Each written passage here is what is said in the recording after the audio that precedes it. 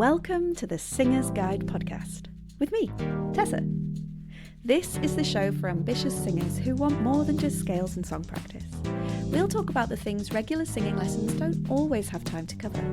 Because being a singer is about more than just your voice. It's about confidence, preparation, and all the little skills that make performing effortless. I'm excited to be your guide and your fellow traveller as we explore them all. Let's get started.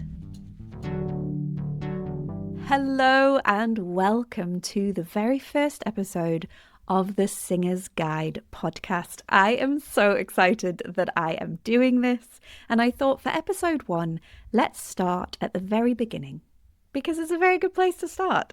And that, for me, is warming up. Now, I've had a really interesting relationship with warming up. It has not always been a very friendly relationship. When I started my singing lessons back in high school, I was so looking forward to it. I'd been waiting for singing lessons. I couldn't have them until high school. And when I went into that first lesson, I was greeted by my singing teacher, and she asked me to take out a notepad and pencil and write down a series of vowels. She taught me the order of the vowels that went over specific musical shapes. We had some arpeggios, we had some slides, and I wasn't particularly enamored, if I'm honest. I was learning piano and had already grown a kind of disdain for arpeggios and scales. I just couldn't get my fingers around them. So then I was going into singing lessons where, if I'm honest, all I wanted to do was sing songs. I wanted to perform, get good grade levels, and definitely not learn to sing scales and arpeggios. And so I think I was a little bit disappointed, maybe turned off by this. Now, my singing teacher obviously noticed, did not want to force me to do things that I was not engaged with. And so very soon after, we started letting those warm-ups slide. I would say things like, oh, I've been singing along to the radio all morning. I don't need to warm up. I'm warm already. Or can we just warm up on the song? And she would let me. And I think that was to keep me engaged. But of course, what it taught me was that warming up was not necessarily that important. You didn't have to do it. You could bypass it and find other ways to warm up. So when I got to university, and my singing teacher was not so willing to let me skip the warm-up, understandably, I was still a bit resistant. I remember recording my warm-up one lesson on a mini disc player, because I'm showing my age. And this warm-up was about 20 minutes long, which, if I had the time at university, was fine. I would do that, feel like I had warmed up, done a bit of practice, sung along to the songs that I was learning, and that was that. But after university, if I wanted to warm up before a gig, for example, that felt like a really long time. And it was also not always particularly useful to have a recorded track to sing along to that I felt maybe I needed a piano for, or I certainly needed space to be loud. That didn't often happen, in the restaurant before the gig started. But I did start to notice the benefit of doing warm-ups, right? In my gigs, the second set would always feel easier, sound better. And so what did I do? Well, I didn't prioritize warming up. I just put all the harder songs in the second set. And that worked for me for a while. Fast forward a few more years, and I am now teaching university students and noticing similar resistances to warming up. So when I started my master's in vocal pedagogy, I was like, okay, this is what I'm going to research first. It's going to be applicable to everybody that I'm working with. Let's work out what is the best option for warming up, because by this point I'd heard a number of different thoughts on the matter, that it should be vowel-based and musical, that it should not be any of those things, and that it should be purely mechanical, SOVT kind of sounds, not musical at all. So I thought, right, let's get to the bottom of this, and let's also work out why the students are avoiding it. So I did all my research, I put that into an accessible workshop for my students, And then I interviewed them to find out why they weren't prioritizing warm-ups in the first place. And the things that I learned were really interesting for me as a voice geek. I found them really illuminating, and what it has led me to is this solution, which I am going to explain to you today. So I believe that before we even pick our warm-up, there are 3 things that we need to do to make sure that our warm-up is going to work for us. The first thing is really important. How are you feeling?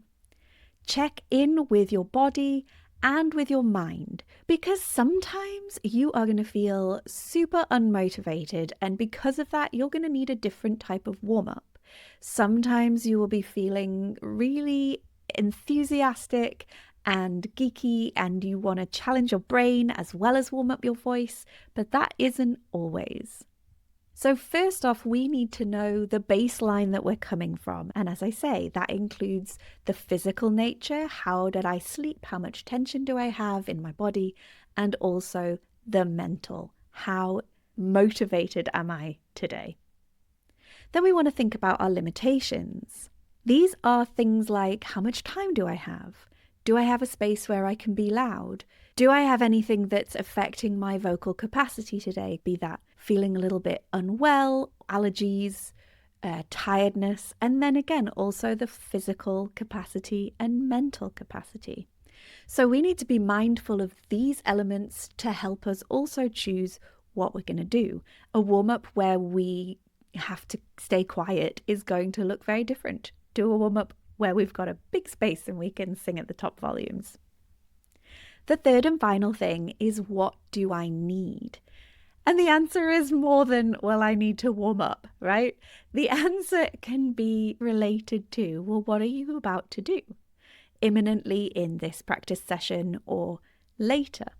We don't want to use a whole load of time warming up if we've got a gig tonight and we don't want to be too tired, but we also want to make sure that what we're about to do aligns. I'm going to warm up differently if I'm about to do a quiet noodly jazz set in a restaurant versus a function gig where I am singing high volumes, high energy.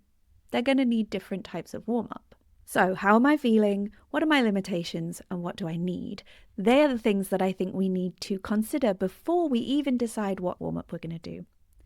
And then we want warm-up options that cater for those different moods, the different needs, and having different limitations. So for example, if I am feeling super geeky and I want to challenge my brain as well as warming up my voice, I've got an option to do that. If I'm about to go on stage but I'm feeling pretty anxious and nervous, I'm going to need a warm-up that helps me to warm up my voice but also calms me down. Maybe I just want to sing the song. I can't be bothered to warm up today. I got to warm up for that. Maybe I know I need to warm up, but I really am not feeling motivated at all. Maybe I got to go and teach a lesson, but I'd rather just be in bed. I'm going to have a warm up that increases my motivation to do the stuff. So that now informs my approach, and I would really recommend at least considering those 3 questions before you start your warm-up, so that the warm-up is tailored not only to your needs but also to your preferences. It also means that you don't have the same warm-up every time, so you don't get bored or tired of it, which is also a thing that can happen. Some of us need novelty in order to remain motivated and engaged.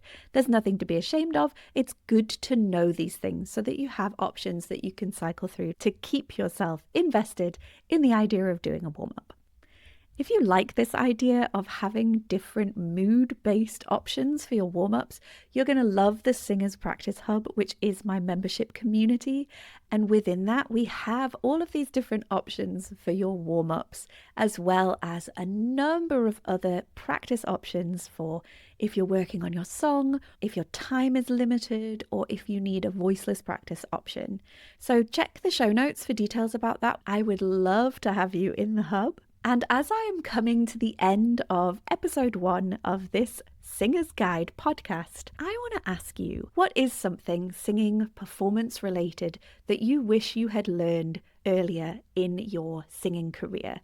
I definitely wish that I had learned how to prioritize warming up in a helpful way that didn't mean that I wasted all of those years avoiding it or thinking that it was a chore, just something that I had to get through, instead of the vital and helpful tool that it is. So what's something that you wish that you'd learned earlier? And when you found out, you're like, oh, I can't believe nobody ever told me that. I'm going to collate all of those. And at the end of this season of the podcast, I'm going to put those together in the final episode and we'll talk through them, and maybe they will inspire a podcast episode of their very own. Thanks so much for joining me on this first episode of the Singer's Guide podcast. I'm Tessa, and I'll see you next time. Happy singing. Thanks for tuning in to the Singer's Guide podcast. You'll find all the resources and links from this episode in the show notes. If you found this episode helpful, please subscribe to the podcast, leave a review, and share it with a fellow singer who'd love it too. And don't forget to connect with me on socials at Tessa Smith Music. Keep singing, keep practicing, and I'll see you next time. Bye!